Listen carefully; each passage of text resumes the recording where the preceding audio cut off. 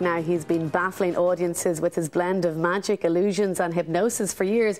And just last week, he scooped a Merlin Award from the International Magicians Society for his efforts. Now, after a run of shows in Las Vegas, where he was banned from poker tables for his ability to memorise cards, Mentalist of the Year, Kieth Barry, is back on home soil and taking his show on the road once again. And he's here to tell us all about it. Morning, Kieth. Hey, guys. Nice to see you again, sir. Congratulations on this. Tell us what I mean, to those outside magic circles, a Merlin Award probably wouldn't mean very much, but what does it mean to people inside? Yeah, it's a huge deal. You know, it's basically the equivalent, it really is, of the Oscars in the magic world. And you know, people laugh when they hear Mentalist of the Year, because I suppose they don't really understand it. But Mentalist in the magic world is, I suppose, magic of the mind is the easiest way to put it. And you know, the International Magicians Society is the biggest society worldwide. It's got, I think, it's 37,000 members. And yeah, the president flew over last week and gave me the Merlin Award for Mentalist of the Year in the Olympia last week. Were you expecting it? No, genuinely, I had no idea, because you're not.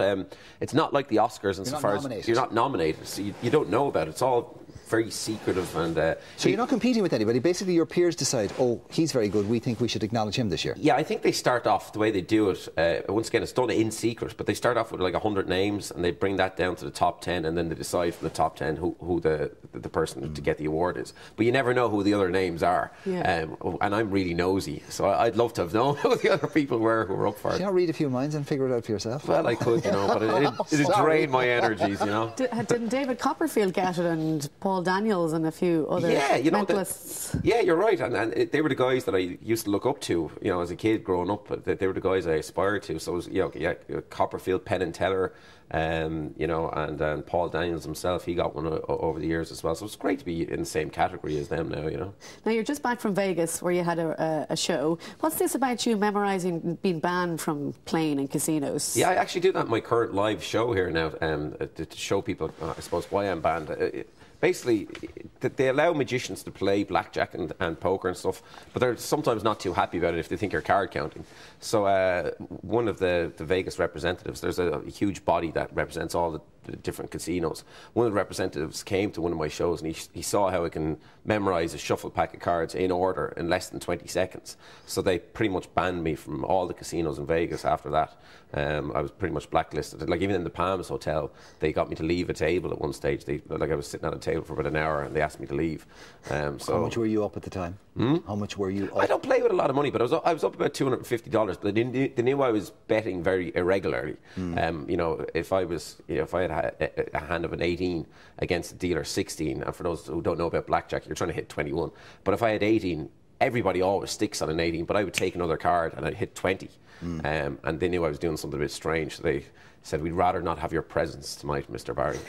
They're very polite about it, I have to say. But, and when they say that, you take them at their word. Yes, absolutely. But Planet Hollywood, which is where I was doing all my shows, and I'll be going back there later this year, that they allowed me to play. But they flanked me all the time with a security guard. And even here in Dublin, the Sporting Emporium allowed me in. But every time I go in, the owner or one of the security guards flanks me the whole way around. It's very strange.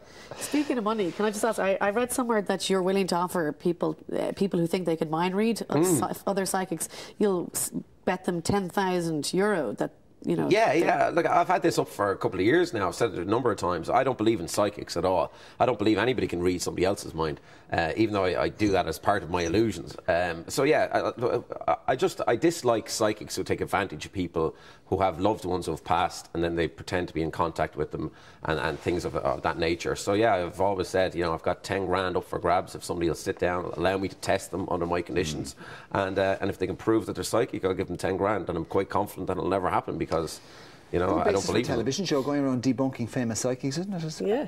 Oh, absolutely, yeah. I've wanted to do it for years, you know, and I've wanted to do it as part of my shows for years, because in my live shows, I do a lot of the stuff that the psychics do, and then I explain that it's not real, and you know, it's all an illusion, and it's a mixture of cold reading and magic techniques that they use. But some of them actually, I believe it themselves, and that's the danger. But I know some people who live their lives by what psychics say, and I think that's a great danger, you know. Well, it's kind of it's an emotional sort of vulturism, isn't it? Vampirism, absolutely. Isn't it? Now, sir, you've just done Vegas, and you've got this show is what, Kieth Barry live from Vegas, basically, isn't it? So it's the Vegas show. Yeah, right, okay. And what will be different about this one to what people saw the last time? It's basically, I put in some brand new material, never been seen before, well, one of them actually was inspired by something I did here one day.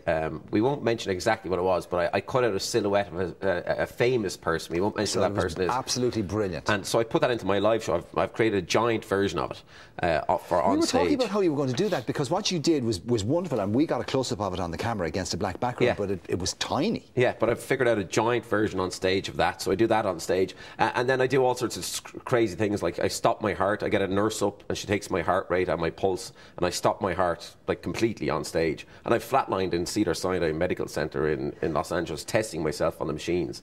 So I flatline on stage, and I do all sorts of crazy things. That's getting into Blaine territory, isn't it?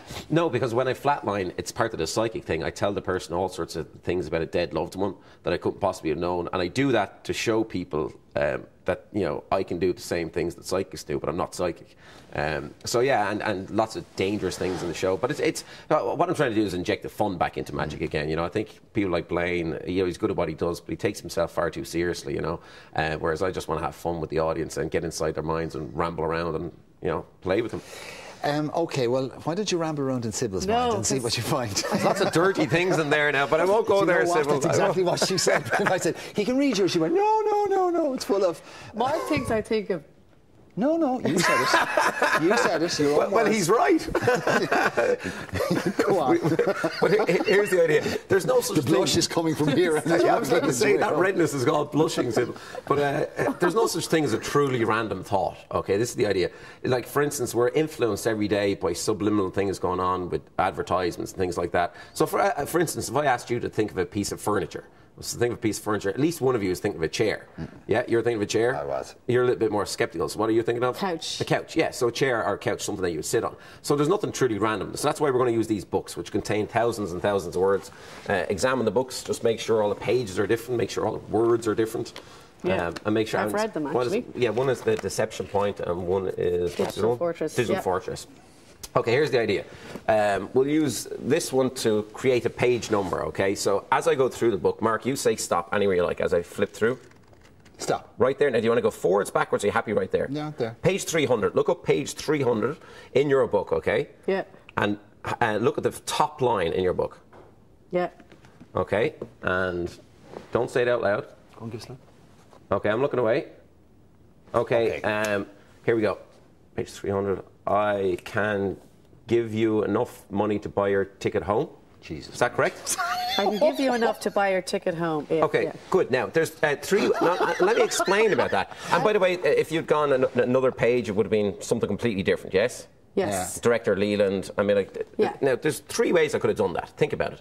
Because I like explaining a little bit about what I do. There's three ways I could have done it. We could have set this all up beforehand. So we didn't do that, correct? No. Okay. I tell you now if we did. My shock is fairly evident. No, but I could have gotten these specially printed, which I didn't. I mean, they're bought in Eason's for €10.50, I might add. You can go check them out themselves. Or I could have done what I actually did, which is memorise each and every page in both books and take a mental... I don't actually memorise every word, but I take a mental snapshot of each page, and that's how I memorise and recall the words on the top of each page. Memory, basically. Yeah.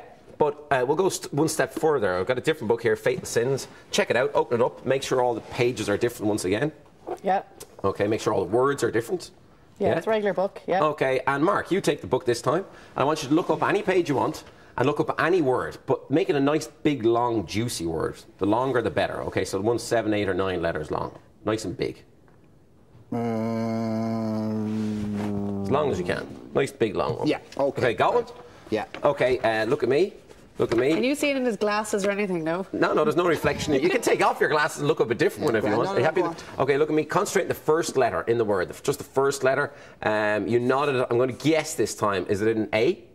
No. No, what was it? O. An O, okay. Okay, we'll go O.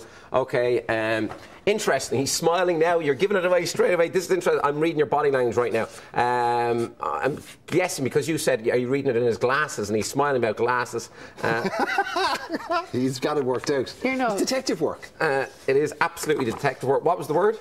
Optometrist. And that's exactly what I got from Mark. There it is, right there. Can I do one? Can I do one? Optometrist. Well, I mean, that's... I mean, that's exactly how did you do that? Psychics work with... You gave me the first clue, Sybil.